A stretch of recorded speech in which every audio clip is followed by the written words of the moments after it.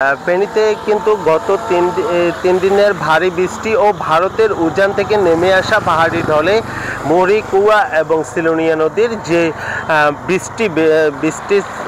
স্থানে যে বেড়িবাঁধ ভাঙনের সৃষ্টি হয়েছে, সে ভাঙনের ফলে কিন্তু ফুলগাজী এবং পরশুরাম অংশ গত 7 তারিখ থেকে কিন্তু পানির নিচে তলিয়ে গিয়েছিল। এরপর কিন্তু পানিগুলো কিন্তু ছাগলনাইয়া হয়ে সোনাগাজী এবং দাগনভূঞা অংশের এবং ফেনী সদর অংশের বেশ কিছু জায়গায় এখনও পানি জলবদ্ধতার সৃষ্টি হয়ে আছে।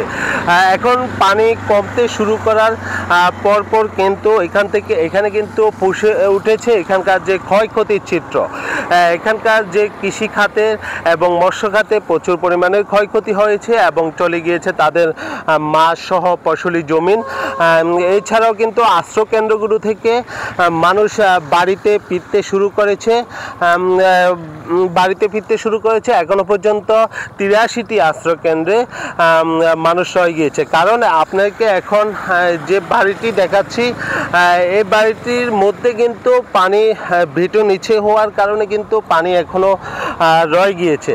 এখনো কিন্তু ফেনী থেকে যে ফুলগাজীর যান চলাচল স্বাভাবিক হলেও ফুলগাজী থেকে যে পরশুরাম অংশের যে আঞ্চলিক মহাসড়ক রয়েছে, সেই আঞ্চলিক মহাসড়কে কিন্তু এখনো যান চলাচল স্বাভাবিক হয়নি। এছাড়া আপনাদেরকে আরও একটি তথ্য জানিয়ে রাখি, এটি হচ্ছে যে এখনও কিন্তু ফেনী এবং ফুলগাজী এবং ফেনী সদরের বেশ কিছু জায়গা কিন্তু এখনও জলবদ্ধতা রয়ে গিয়েছে। এখনও কোনো বাড়ির উঠোনে পানি রয়েছে, আবার কারো বাড়িতে 2 থেকে 3 ফিটেরও বেশি পানি রয়েছে।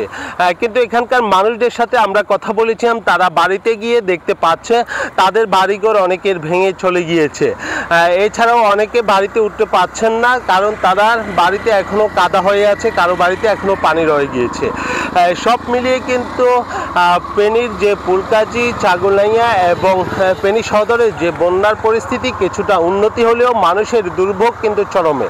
এখানকার জেলা প্রশাসকের সাথে আমরা কথা বলেছিলাম, তিনি আমাদেরকে জানিয়েছেন যারা আশ্রয়কেন্দ্রে রয়েছে তাদের জন্য খাবারের ব্যবস্থা করা হয়েছে।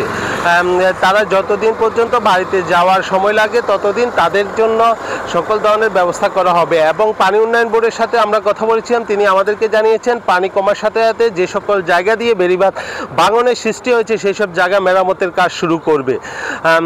এছাড়া সব মিলিয়ে ফেনীর মানুষের বন্যার পানি কমার সাথে সাথে কিন্তু দুর্ভোগ চরম আকার ধারণ করেছে। এই ছিল আমার কাছে সর্বশেষ ফেনীর যে বন্যা কবলিত এলাকা থেকে।